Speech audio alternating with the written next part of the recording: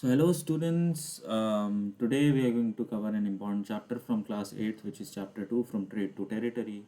And as you all must be wondering, who am I? So I am Raghav and I am currently pursuing my history major from University of Delhi. And today I'll be your teacher for social studies. So let me start by showing you a map. This is the map of Cape of Good Hope. Cape of Good Hope was actually the way through which Vasco da Gama, a Portuguese, came from Portugal to India for the purpose of trade. Even before British East India Company, Portuguese were the first ones who came to India first.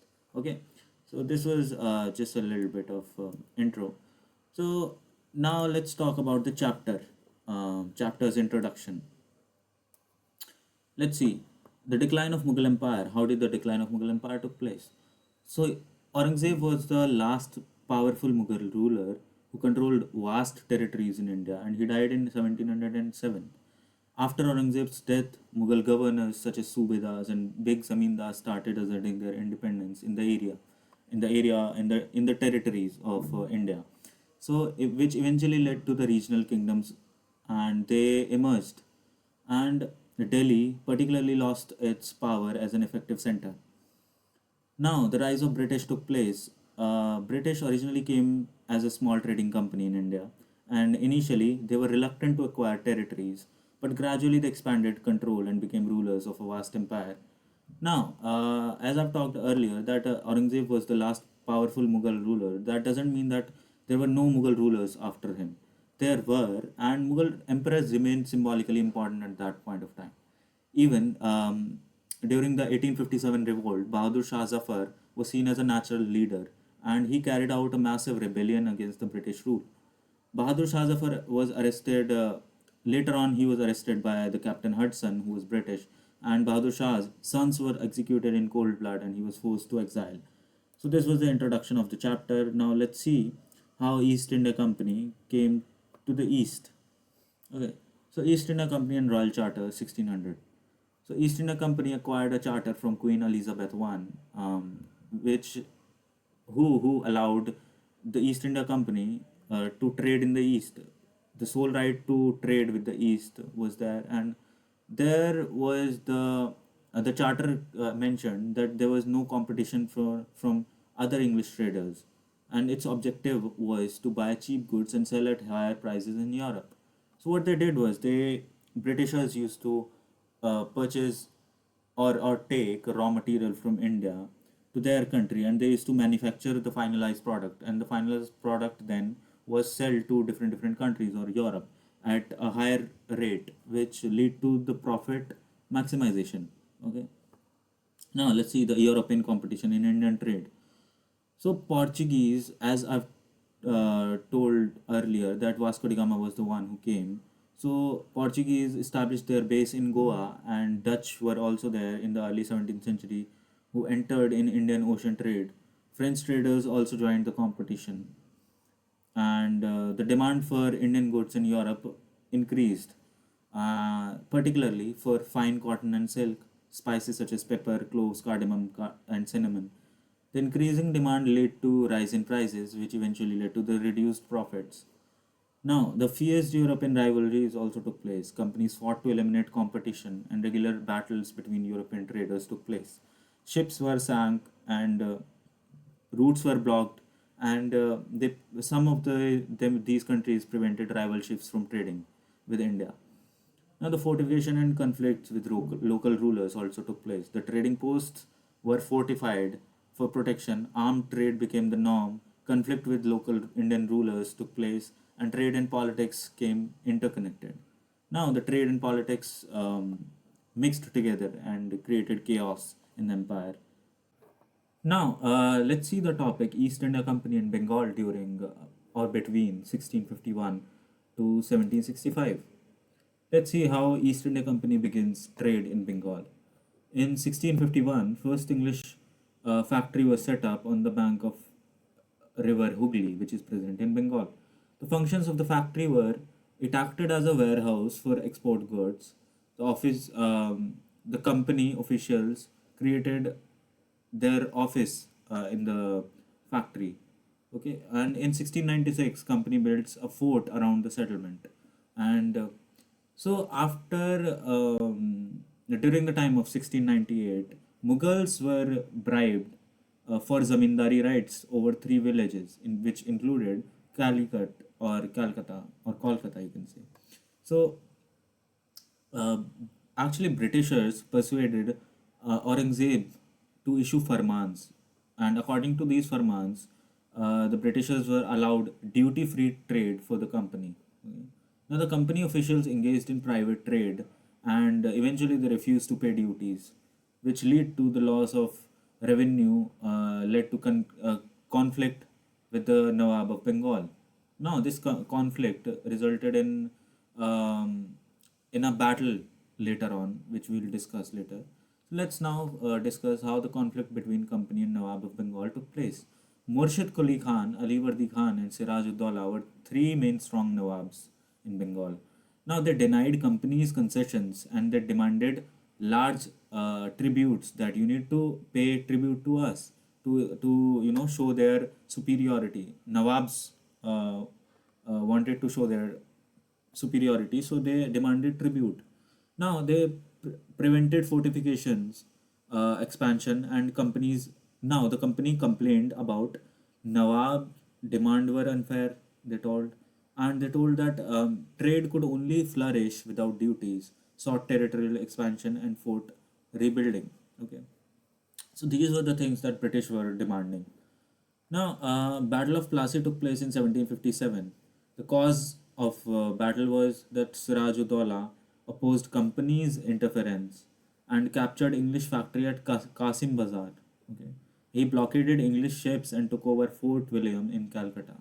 Now, the clash between Robert Clive and Siraj-ud-Dowla took place. Now, Robert Clive was sent from Madras with reinforcement. Mir Zafar, one of the Sirajuddaulla's commander, betrayed Sirajuddaulla and participated in battle on behalf of British, now, which lead to the Sirajuddaulla's defeat. And the outcome was that first major British victory in India took place. Mir Zafar became Nawab.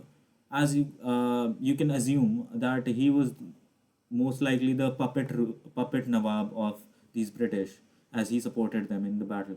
Company did not directly rule but controlled trade and administration. Okay. Now the expansion of British power. Mir Zafar, during the Mir Zafar's rule, he was a puppet Nawab but resisted company's growing control. Zafar was deposed. Actually, he was deposed, and Mir Qasim came in.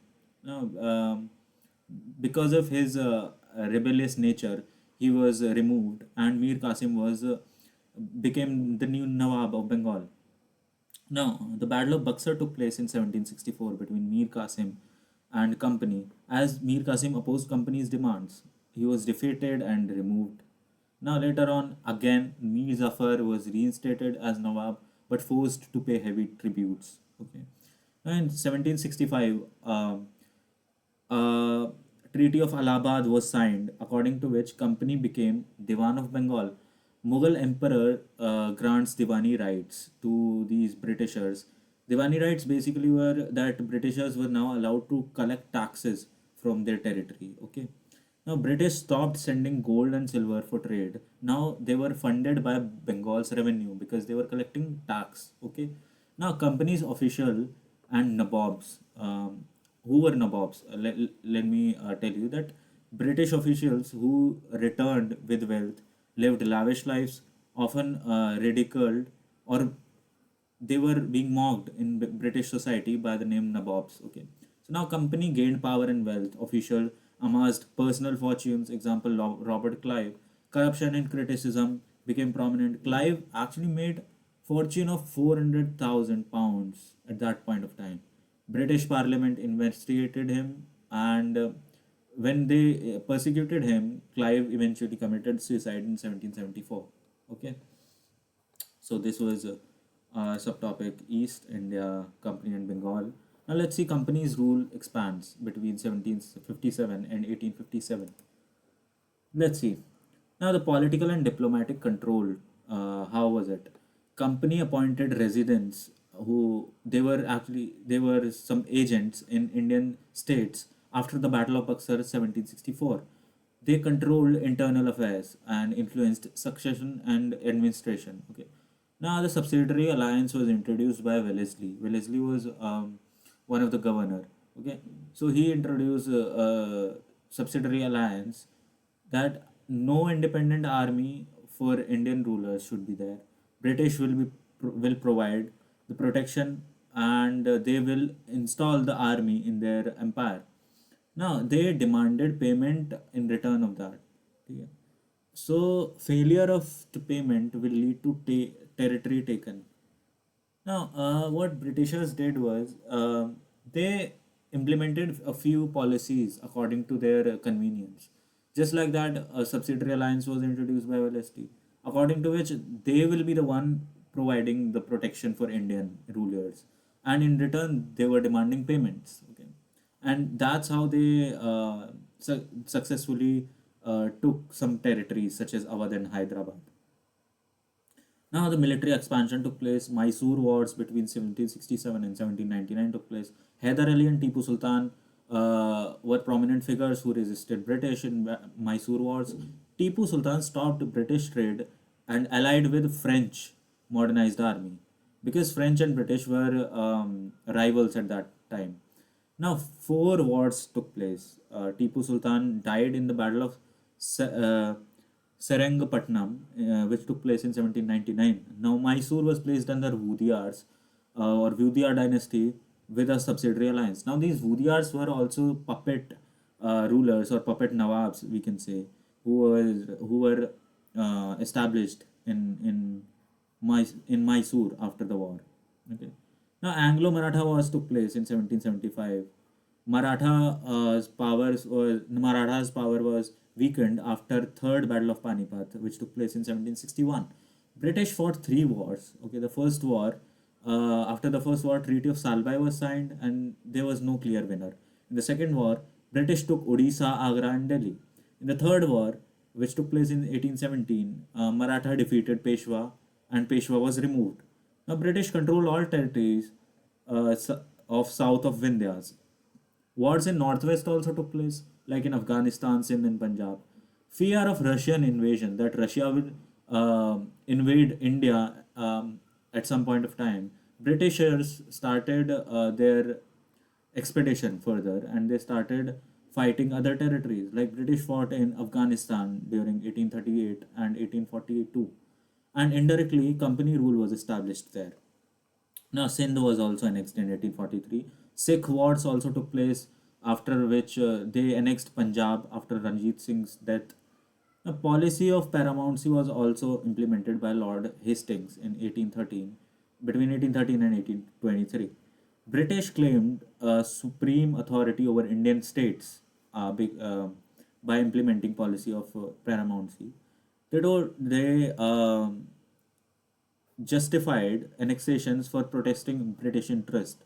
Now, what these Britishers used to do was that they used to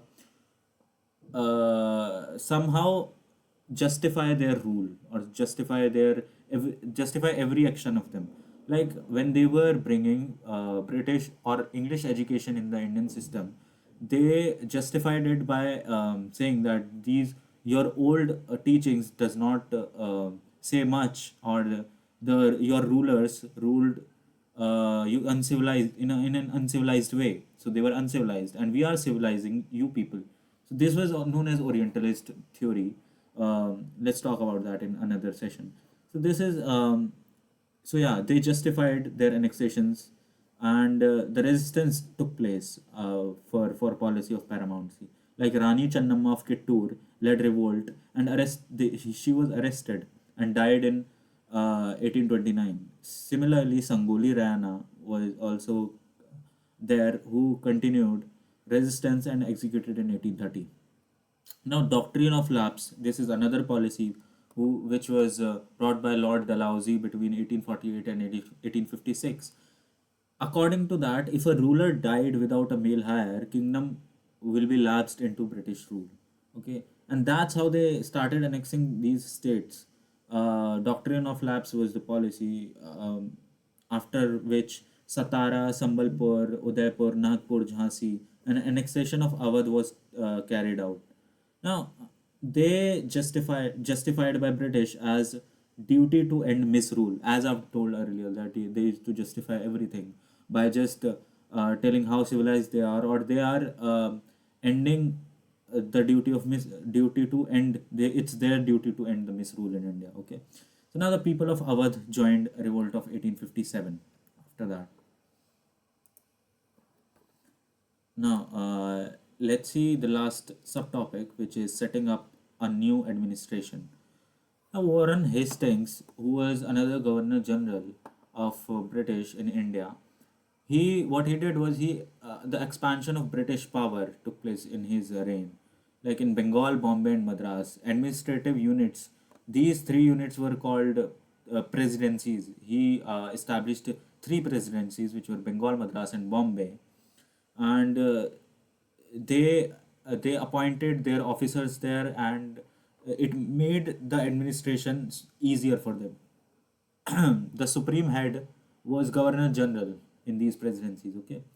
uh, Now judicial reforms were carried in 1772, from 1772 onwards. District courts, such as civil court known as Diwani Adalat, was presided by European district collectors advised by Hindu Pandits and Maulvis. The criminal courts were also there, which was known as Faujdari Adalat, which was supervised by collectors but under Qazi and Mufti. In 1775, Digest of Hindu Laws was compiled by 11 Pandits, which was translated by N.B. Halhet. In 1778, Code of Muslim Laws was compiled for European judges. Regulating Act of 1773 was established, uh, according to the Regulating Act, Supreme Court was established, and Court of Appeal in Calcutta was established. Court of Appeal, also known as Sadr Nizamat Adalat. Okay. Now the role of collector. Uh, let's see what was the role of collector.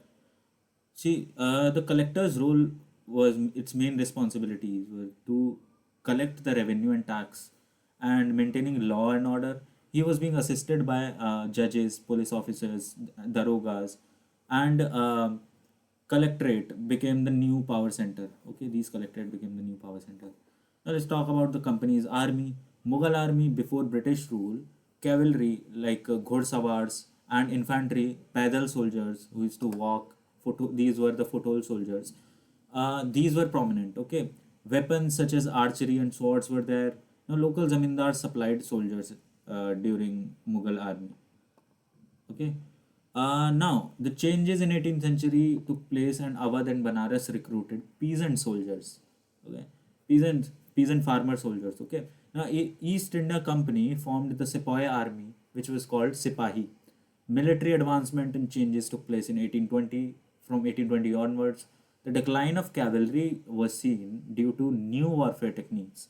British fought in Burma, Afghanistan, and Egypt with new technologies. Okay. Now, infantry, which were soldiers or military units that fight on foot, often equipped with rifle, machine guns, grenades, and other weapons, became dominant. New weapons such as muskets and matchlocks, these were the guns that became prominent. And European military culture during the 19th century um, became European military culture became strict, and the training became strict, and drill and disciplines were carried out. Okay. Now they ignored caste and religious identity, which led to Sepoy's identity crisis. And now what was that? That Sepoys started thinking that were they just soldiers, or they were still a part of any community, their community or the religious community, you can say.